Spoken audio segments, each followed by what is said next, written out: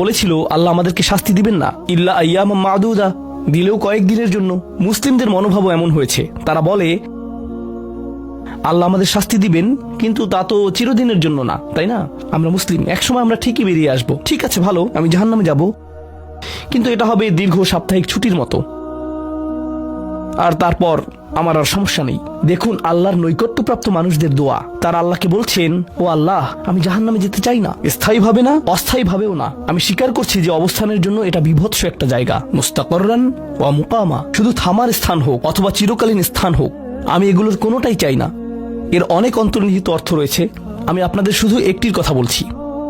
দেখুন, আপনি এবং আমি কখনোই প্রলুব্ধ হওয়া থেকে বাঁচতে পারবো না। হারাম সবসময় আমাদের সামনে আসবে, আর এটা সবসময় আমাদেরকে আহ্বান করবে। আর শাইতানু ইয়াইদুকুমুল ফাকর, শয়তান তোমাদেরকে দেউলিয়াতের প্রতিশ্রুতি দিবে। অন্য কথায়, যখন আপনি হালাল পথে চলবেন, শয়তান আপনাকে প্রতিশ্রুতি দিবে তুমি সুযোগ হারিয়ে ফেলছো, তুমি বঞ্চিত হচ্ছ, সবাই কত মজা করছে, তুমি অনেক মজা করতে পারতে, তুমি আরো অর্থ উপার্জন করতে পারতে, তুমি আরো ইন্দ্রিয় সুখ উপভোগ করতে পারতে। সেই সব সময় আপনার কাছে বিজ্ঞাপন দিতে থাকবে বিকল্প পণ্যের, বিকল্প পন্থার, নিজের কামনাকে চরিতার্থ করার। কিছু যায় আসে না যে কতটুকু কোরআন মুখস্থ করেছেন, কিছুই যায় আসে না যে কি পরিমাণ তাহাজ্জুদ আপনি পড়েছেন, এগুলো কোনোটাতেই আসে যায় না। শয়তান থামবে না। দিন শেষে আপনি তো একজন মানুষই, দিন শেষে কামনা বাসনাগুলো আপনার মাঝে থাকবে, আর শয়তান থামবে না, সে আপনার পেছনে লেগেই থাকবে। শয়তানের একটা কৌশল আল্লাহ বর্ণনা করেছেন, তার মনস্তাত্ত্বিক কৌশলটি হলো যায়্যানা লাহুমুশ শাইতানু আমালাহুম, শয়তান তাদের কাজগুলোকে তাদের কাছে আকর্ষণীয় করে দেয়। শয়তান আপনার কাছে আসবে, আপনাকে প্রলুব্ধ করবে, তখন আপনি বলবেন, হ্যাঁ এটা খারাপ, কিন্তু আমি তো অনেক ভালো কাজও করি।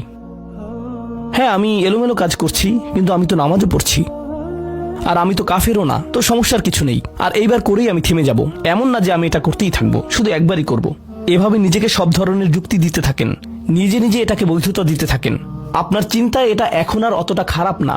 আর তারপর যখন এমন মানুষ চারপাশে থাকেন যাদেরকে বলেন যে এটা তো খারাপ, আর তারপর যখন এমন মানুষের চারপাশে থাকেন যাদেরকে বলেন যে এটা তো খারাপ, তারাও আপনাকে বলে, না ভাই কাম অন, এটা অতটা খারাপ না, থামো তো, এরকম কথা বলো না, না আল্লাহ ওইরকম না, আল্লাহ তোমাকে শাস্তি দিবেন না, কেন এরকম হতাশাজনক কথা বলছো, তুমি অতিরিক্ত চিন্তা করো।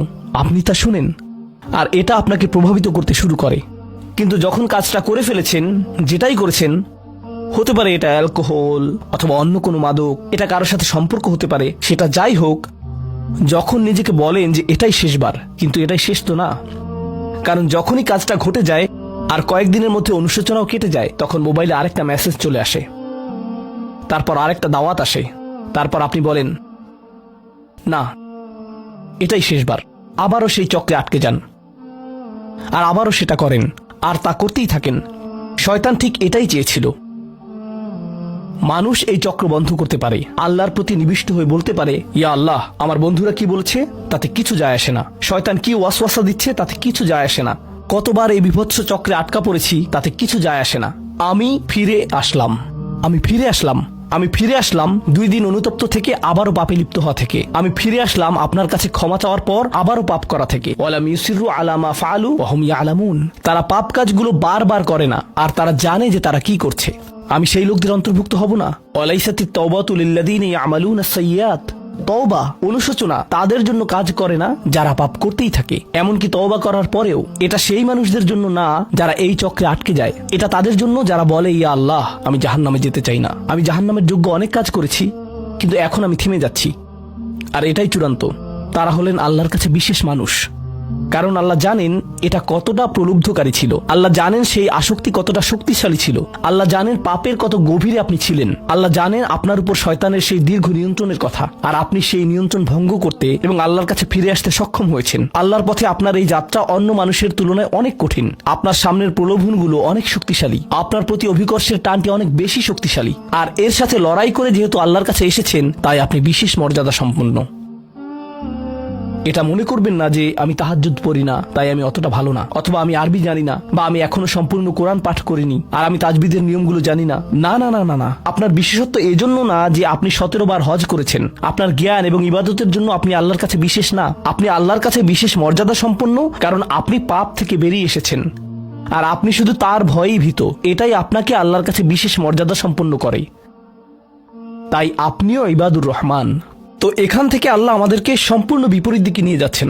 এই প্রত্যেক শ্রেণী সম্পর্কে চিন্তা করুন, কিভাবে এগুলো আপনার সাথে প্রাসঙ্গিক, কিভাবে আপনি আল্লাহর কাছে বিশেষ মর্যাদা সম্পন্ন হতে চান, কিভাবে আপনি আল্লাহর নৈকট্য পেতে চান, কিভাবে আমি আল্লাহর নৈকট্য পেতে চাই। আমাদের কাছে এটা আসলে কতটা মূল্যবান।